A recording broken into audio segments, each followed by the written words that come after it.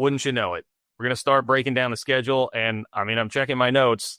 The first game on the schedule is, in fact, Iowa State. So I guess we're about to talk about my clones even more here, which, of course, is going to be the biggest game of the first chunk of the schedule here. So we'll make this the top storyline brought to you by our friends at Alenco. For all your home improvement needs, go to alencohome.com. That's ALENCO home.com. And again, just like with Holiday Distillery, great K-State folks. So make sure you get out and use them to help you there. So Iowa State, we've been talking about it for a while. First game of the year. Cole seems, at least in the Discord, he is postured as being very, very confident about this, and increasingly more confident as we get close to the season. DY, where are you at on your confidence heading into this game? It's probably drifting a little as we get closer, but that's probably just my personality and terror becoming more real as the closer we get to the game. I still think I'm going to pick a Kansas State win. They are not the notorious slow starters that Iowa State is, and I think that's going to play a factor here in Ireland, quite frankly. And I know they have Rocco Beck back, but Kansas State has Avery Johnson back, and I think that's huge for both teams to have the quarterback return.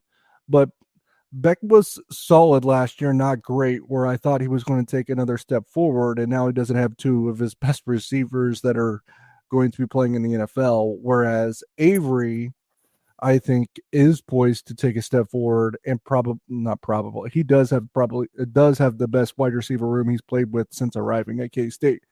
And if that didn't come to fruition, the season's probably a disappointment. So I just think the Kansas State offense does enough in this game to pull out a win. Yeah, Iowa State returning production overall per ESPN's Bill Connolly, 61%. That's 41st in the country. Offensive returning production, 65%. Defensive returning production, 57%. They return 175 starts on both sides of the balls combined. That is second highest in the Big 12 behind Arizona State. Starts transferring in per Bill Connolly, 13. That is the lowest in the Big 12. They are projected in the SP Plus 2025 overall ranking to be 32nd nationally and 7th in the Big 12, though Brian Fremo's FEI overall ranking, guys, has Iowa State number 22 in the country and the second best team in the Big 12 behind K-State. Kelly Ford has them number 37 overall when we look across the board at all of the metrics. So SP Plus projected win total for Iowa State, 7.8. 5.5 Big 12 wins, 8.5% chance at a conference title. K-State is the highest odds at 17.1% per the SP Plus. Kelly Ford win probability is K-State 61%, and the early DraftKings betting line, K-State minus 3.5, over under of 49.5 for the game. If you want to bet the K-State money line from our friends at DraftKings, minus 164. So that spread really has not changed over time. So, yeah, I mean, we could break the game down more, but I got to be honest with you guys. I got to save some of this stuff for the Iowa State pregame show, which, gosh, I mean, we're going to be recording that early next week and have that on the feed in just 7-8 days. Well, why the increased confidence? Was this, am I reading too much into you just trying to fire up everybody at patreon.com/3ma, or like what has increased your confidence here over the last couple of weeks? Well, here's the thing, John. So Iowa State has this quarterback that might be one of the most overrated quarterbacks in all of college football, and Rocco. There it is. Yeah, and now he's losing two of his star wide receivers, which we already talked about. DY mentioned it, but I said all this. I just didn't have his colorful language. Yeah, Rocco Beck last year, his pass efficiency rating dipped by 12 points. His completion percentage dipped by 3%. His yards per pass attempt went from 8.5 to 7.7 yards per pass. But here is the other thing, guys. Rocco Beck tied for the sixth most turnover-worthy plays in the country in 2024 with 20. You know, Avery Johnson, we talk about turnovers. Avery Johnson had 14 turnover-worthy plays, but yet he actually had far more turnovers. Rocco Beck had 9 interceptions last year, and I'm sure he had a couple fumbles sprinkled in, but 20 turnover-worthy plays, that means Rocco Beck got away with a ton. And just think about the K-State game at the end of the regular season. 3 turnover-worthy plays in that game and no turnovers. And against K-State in 2023, he had a turnover-worthy play. K-State didn't turn him over. So in his career against the Wildcats, 4 turnover-worthy plays, 0 turnovers. yeah, Kansas State's going to get a defensive touchdown against Iowa State. That streak ends here with the turnover-worthy plays. Zayshawn Rich is going to pick off Rocco Becht in this game, and he's going to house it against Iowa State, and Kansas State's going to win this game. They're going to dominate, absolutely dominate. They're going to win 31-24. Dominate. I hate one possession game. I hate this has become my role here, but yes, Iowa State losing the receivers, I think, is a huge deal. Like, it's probably going to take some time to integrate and get their transfers, Townsend, Soul, those guys up to speed. But have you been watching what the Tampa Bay Buccaneers have been tweeting about nonstop for the last couple of weeks? It's this guy named Jacob Parrish, who used to play corner for K-State. He does not anymore. Zayshawn Rich, I think he's going to be great, but it'll be his first game starting as a corner. I mean, Donovan McIntosh, in all likelihood, probably your other starter. I mean, just a lot of new faces. I mean, Amarian Fortenberry, Jaden Rowe, whoever it is going to be in the secondary. We're still iffy about what's going on at safety with Gunnar Maldonado's recovery. Just a lot of questions in the K-State secondary, too. I think Iowa State's offense will be worse this year. I think their defense is going to be has a chance to be pretty salty, which is not a surprise. It's Iowa State under Matt Campbell, but they're getting some dudes back that would have made their defense better last year, but they were, I think, season-ending injuries. One of them being they hurt. Half their defense was hurt last year. Yeah, Caleb Bacon at linebacker is one. I think there's another linebacker.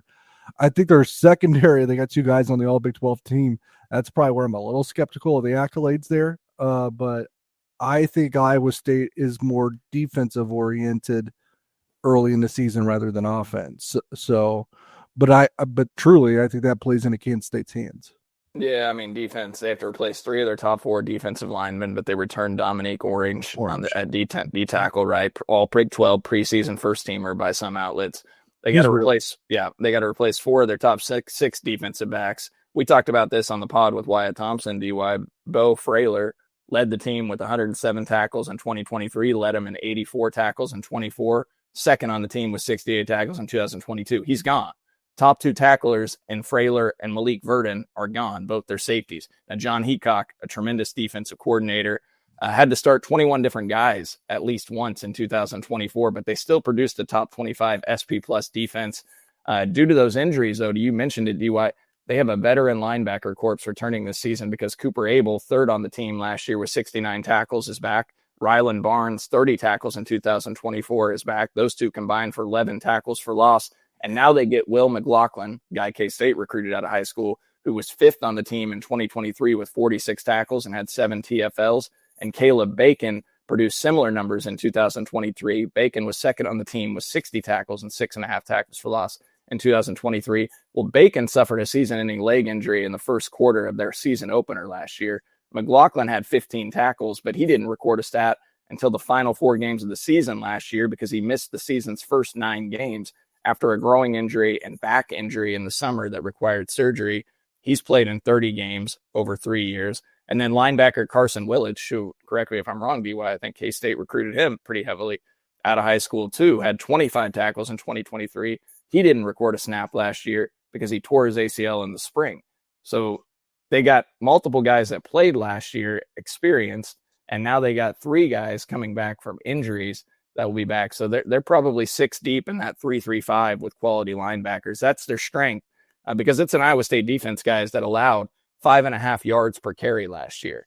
They ranked 120th or so in the country in yards per carry allowed. Very uncharacteristic of a John Heacock defense. So we'll see if they get that fixed, and they probably will, get back to more of the norm because they were top 25 in yards per carry allowed in 2021, 2022. So that'll be a big component of what happens. But I will also throw this in.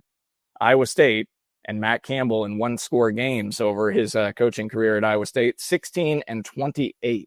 They had a stretch, guys, from 2019 to 2022 where they went 3-15 in 1-score games. Well, last year in 2024, they went 5-1 in 1-score games. So they've kind of corrected that. 7-4 in the last 2 seasons in 1-score games. Chris Kleiman, 13-13 against FBS opponents and 1-score games. By the way, this is only against FBS opponents for both teams. I mentioned this. Obviously, K-State has lost the last 2 1-score games against Iowa State. But the last 3 matchups have been decided by 1, 7, and 8 points. An average of just over 5 points per game is a margin of victory. So the likelihood that this is a one-score game, again, is probably pretty high. Matt Campbell has historically struggled 36% winning percentage in one-score games. Chris Kleiman right around 500. We'll see if he can get it back to 500 against Iowa State, specifically in this matchup. DY, do you want to offer an official score? You did say you'd be predicting in case they win. I had a 27-20. Okay. I haven't thought about a specific score. I mean, look, you guys know what's coming. You can give me all the stats in the world that you want about one-score games and, Iowa State's linebacker depth or whatever. The fact of the matter is they beat K-State 4 the last 5 years. It's been some of the most, embarrassing losses. If we're thinking back to Snowgate in 2023, like there's been a lot of bad when you played Iowa State. The one win was basically a drop. I always forget. God, who's the receiver's name that dropped the pass in 22? Xavier Hutchinson. Yeah. Xavier Hutchinson, one drop from him away from having lost the last 5. And one of those was a Big 12 championship team against a 4-win Iowa State team in Ames. They've got the number right now. It's a prove it deal for me. Like, you got to prove to me that you can go out and beat them. And especially, it was not that long ago at the end of last season when we saw K-State go to Ames and have, a pretty sloppy performance that didn't really evoke a lot of confidence to me. They got to get over this hump. So I'm picking Iowa State. Until I see it, I will not pick K-State to win the game. I guess I would say 27-24, something like that, Iowa State. Yeah, that's what I got, everybody. Sorry. K-State fans, come to the watch party. We're also going to set up a dunk tank with John wearing Iowa State gear, and you can just all dunk him in the water or smoke him with the baseball if you want to miss the dunk tank thing for his Iowa State love. Maybe the dunk tank should just be for Chris Kleiman because he's the one that's lost 4 of the last 5 to Matt Campbell. So if that wouldn't have happened, maybe I wouldn't be in this position. Just saying.